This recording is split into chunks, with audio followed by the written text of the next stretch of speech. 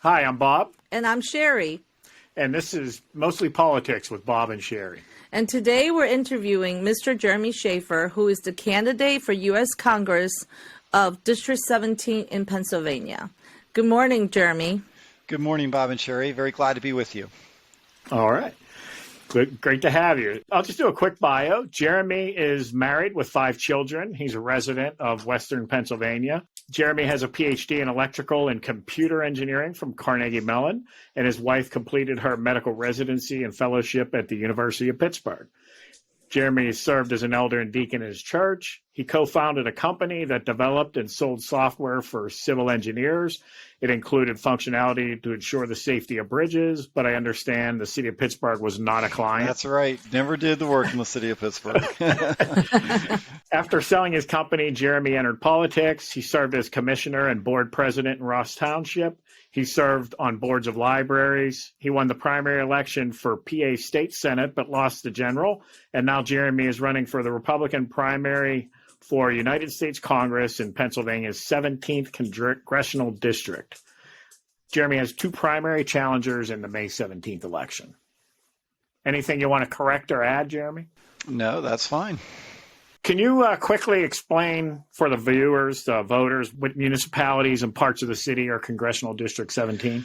Yes. So after redistricting and the state Supreme Court chose a map, Pennsylvania District 17 is all of Beaver County and large parts of Allegheny County. So what parts of Allegheny County? It does not include any of the city of Pittsburgh.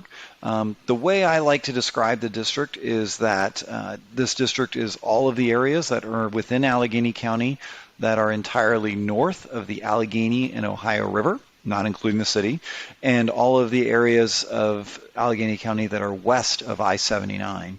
Now, the district does sort of wrap around the city of Pittsburgh, too. So towards the east, the district hops over the Allegheny River and includes areas like Oakmont, Verona, Penn Hills, and now into parts of the Woodland Hills School District. So it includes Wilkinsburg, it includes Swissvale, parts of northern Swissvale, it includes Churchill, Forest Hills, and then on the other side, the district wraps around and includes areas like Dormont, Greentree, Mount Lebanon, even areas like Baldwin Township. So we do have a map on our website which lists all the municipalities and school districts that are in the district, and that's on jeremyshaffer.com.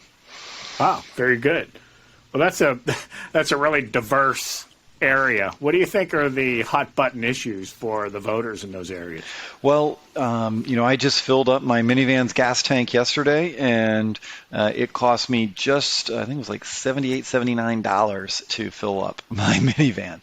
And when you're standing there at the pump and you're watching the price of gas go up and up, it doesn't matter whether you're a Democrat or Republican or an independent, you are feeling the sting of failed foreign policy, failed energy policy, and inflation at the grocery store. So one of the main issues is absolutely the economy.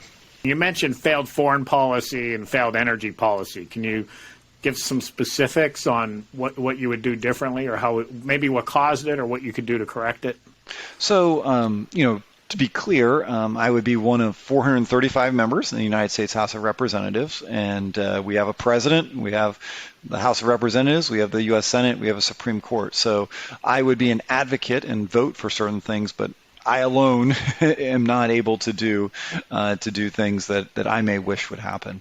But I think when we look at foreign policy, this is a dangerous world. We see that right now with what's going on in Ukraine. We've seen it in time and time again. And the reality is when you have authoritarian dictators out there, when they sense weakness on the part of countries like the United States, then they take advantage of that. And if you go back to what happened in Afghanistan and the debacle that ensued with a failed pullout and policy in Afghanistan under President Biden, the dictators around the world sense an opportunity to take advantage of that. And I think what we're seeing right now in Ukraine is that Vladimir Putin took advantage of what he thought was the weakness in the United States and in the Western allies. And we are many individuals in Ukraine are paying the price for that right now, and we are paying the price for that in a variety of ways as well. And what about energy policy?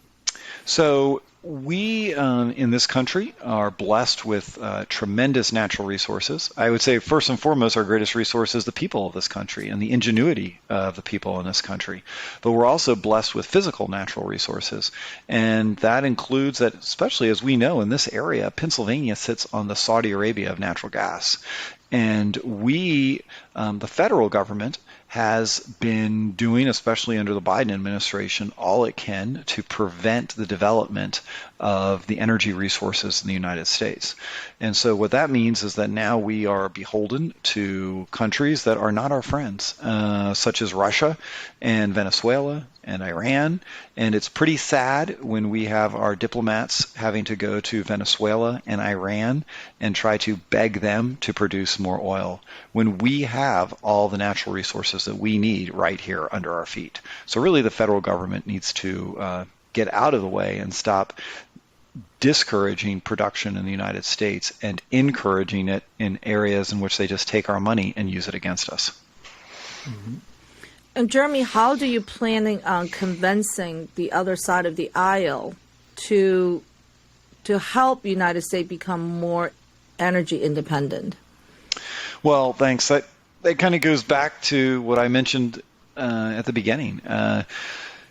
There are certain policies that might sound good in sound bites, especially when the left says them.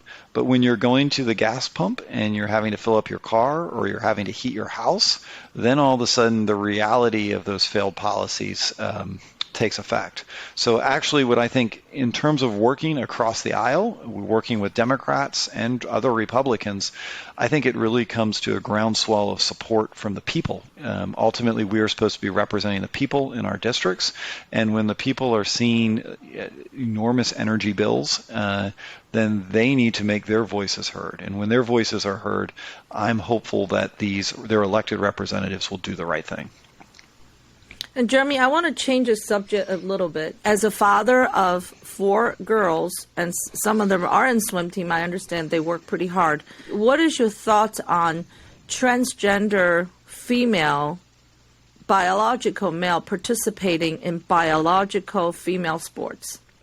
Look, number one, I think we need to show everyone love and kindness. We need to represent, I firmly believe that every individual is created in the image of God, has an inherent worth in them, and that's independent of whatever gender they are, what size bank account they are, what they might have. And so I kind of start from the position that we need to show everyone love and kindness. Now, when we move into specific areas of what's going on in the specific situation with swimming, yes, 2 of my children are highly competitive swimmers. They've competed in the state high school championships. They've competed in regional sectional meets here as high school students. To my knowledge, they've never had to swim against biological males, like in a competitive one-on-one where their scores are against the biological males. I think most people would say it is not right, what is going on, and I believe it's not right.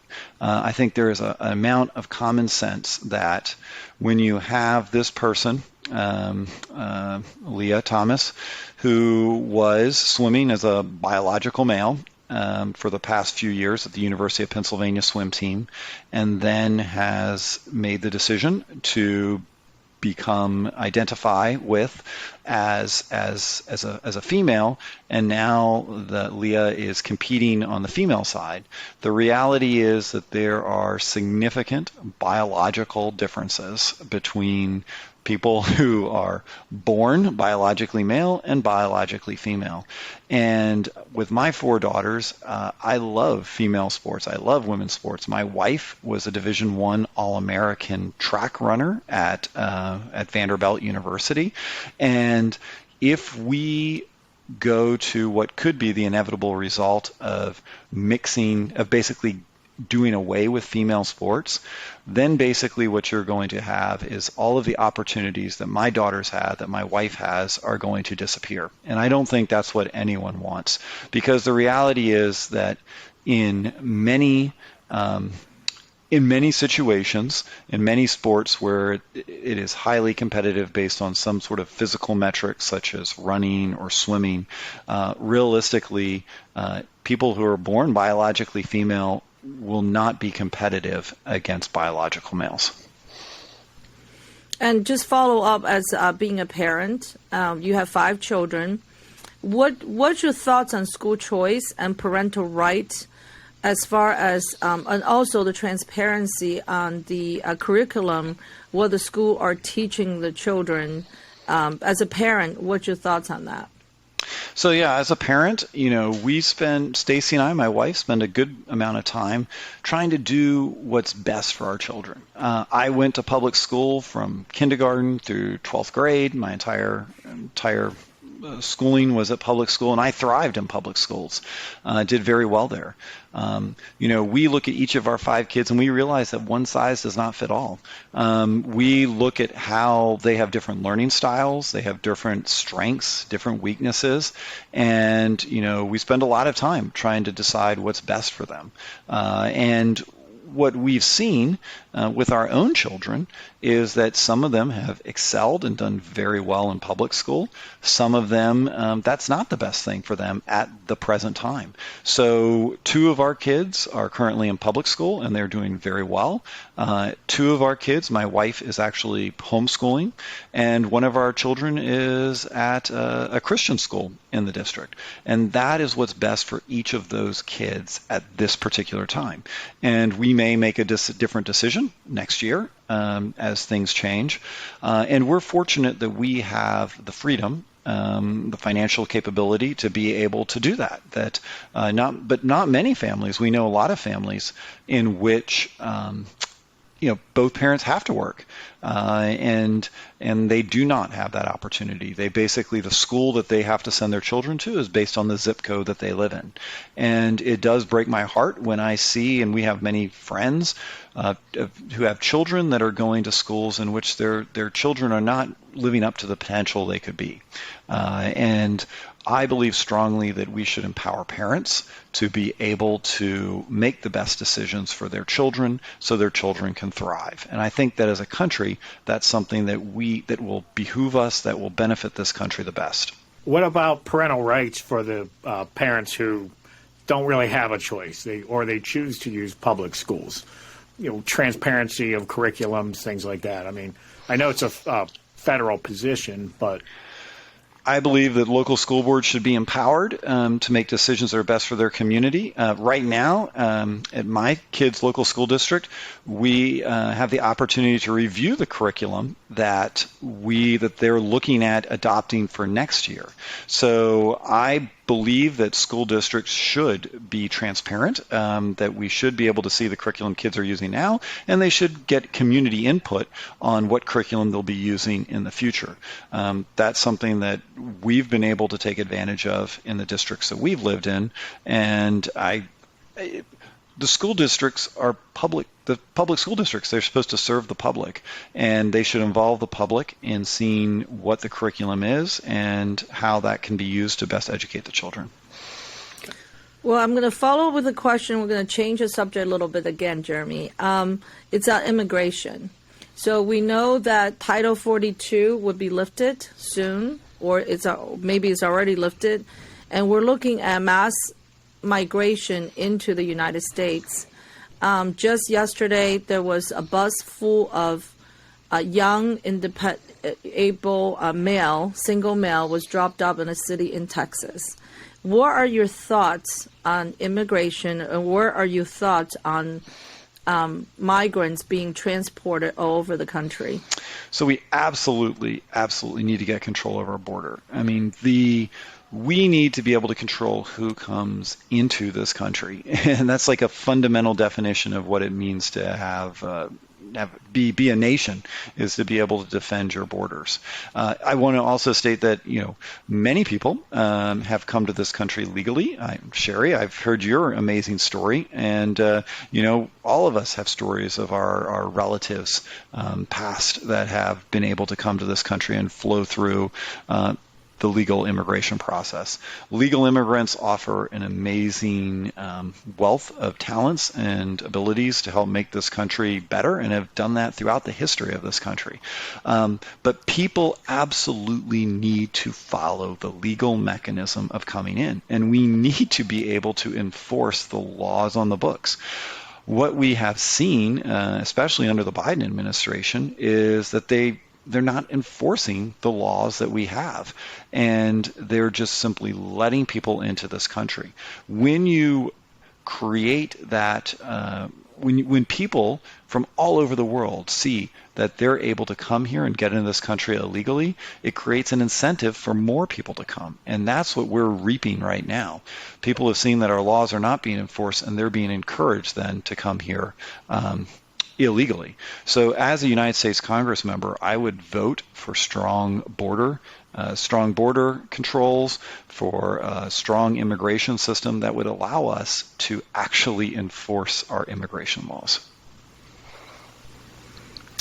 What about national security? What do you think are the primary issues we face now, challenges relative to national security?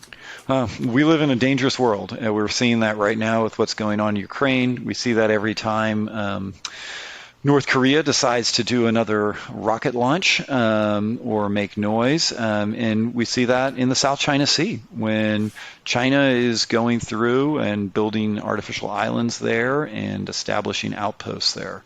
So we absolutely need to have a strong military. That military needs to help defend our national interests. But we also need to be careful not to involve ourselves in conflicts all over the world. We are not the world's policemen. But we need to work with our allies all over the world to help advance the cause of freedom throughout the world. So we need a well-funded military that's able to defend our national interests and protect us. And that we increasingly need to realize that some of the dangers of the future are not necessarily the same dangers of the past.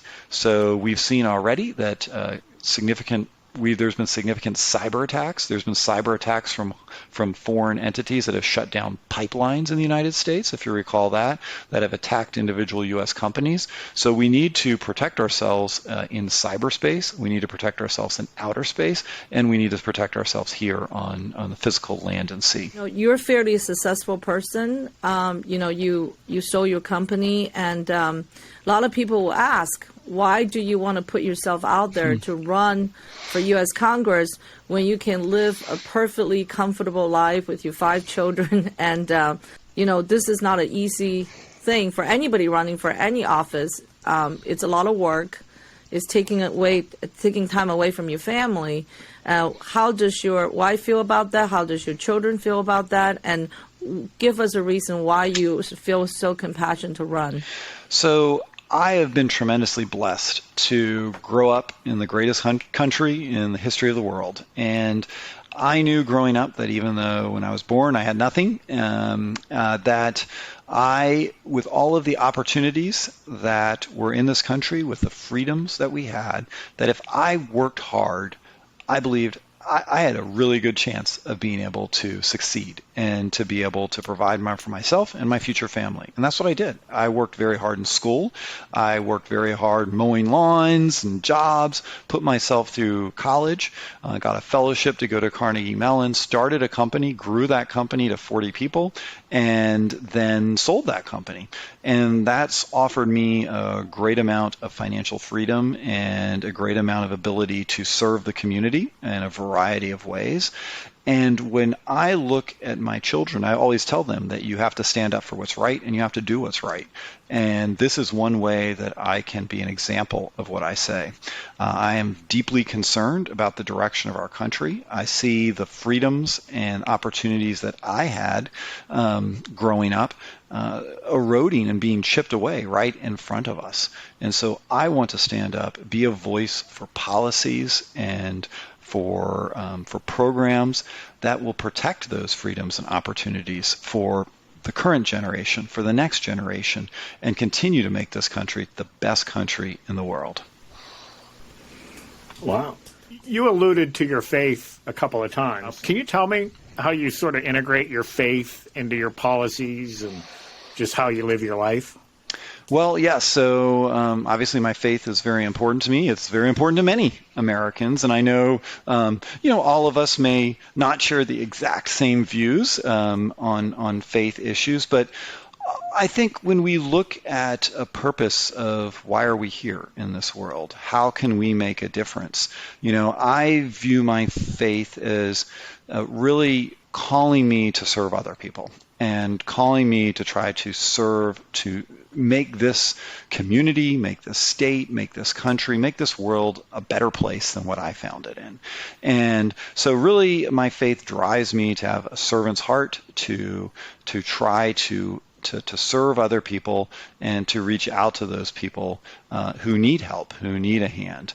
And one way we can do that in our community, I volunteer on different groups, from library boards that I serve on, from helping coach youth sports teams to helping in neighborhood cleanups and environmental cleanups, to then serving in practical policy ways for how that we can make our community a genuinely better place. Well, Jeremy, so you're being challenged in the primary. Can you tell the voters what made you the best candidate to represent your party to go into the general in November? And do you have anyone have endorsed you yet?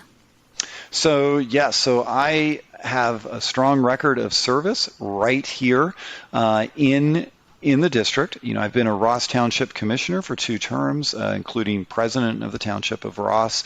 In doing that, I've reached out to both Republicans, Democrats, and Independents in making our community a better place. And we've accomplished a lot in Ross Township.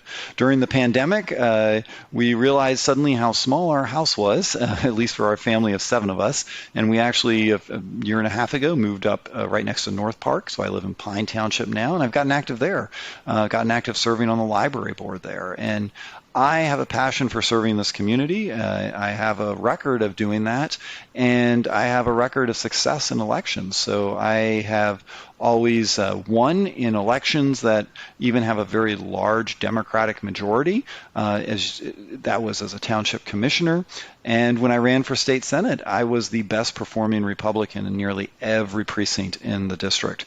We ended up losing by about 0.5% out of the 130,000 votes that were cast, but it was a very challenging year for Republicans in 2018. So I will be an effective communicator, messenger for our party's message, and help us, and really for our community's message, help us to take that message down to D.C. And I'll work with people from both parties. One of my big issues is term limits, and a balanced budget amendment. I will work with Republicans and Democrats to fight for a term limit constitutional amendment to help clean up D.C., because there's people in both parties that really have spent too much time in D.C. And I'll work for a balanced budget amendment because it is an immoral and national security issue that this country has racked up $30 trillion of debt. And that is a threat to our current prosperity and the future prosperity of generations to come. I just have one more question. I know we're on a time, but I think because you mentioned national security, I think this is very important. During the COVID lockdown, we realized how much we rely on China for everything, including our pharmaceuticals. Will you be committing to, when you go to the Congress, or if you get elected, to make sure we bring some of the essential manufacture back to the United States? And how do you plan out, if you commit to that, how do you planning on doing that? So we absolutely, that's a great point, Sherry. I think one of the things that we have seen is how, during the pandemic, and how dependent we are on other countries, especially China, for things that are critical to our national security and to our personal security as well. So we need to look at the entire supply chain from top to bottom and understand that if key parts of that supply chain were to be cut off, whether it's entire countries or entire trade routes, what effect would that have on the products and goods and services that we're able to have here in the United States? For those that are national security issues, we need to provide an incentive and structure through legislation and through executive policies that will bring those jobs back here to the United States and production facilities so that we have a resilient capability to be able to not be dependent on areas that might be hostile to us. Thank you, Jeremy, for agreeing. And we did reach out to your opponents, and we also reach out to your Democratic opponents. So hopefully after the primary, we'll have an online debate with whoever won the primary on both sides. All right. Well, thank you so much for doing this, and it's been an honor to be on your show. All right. Thank you, Jeremy.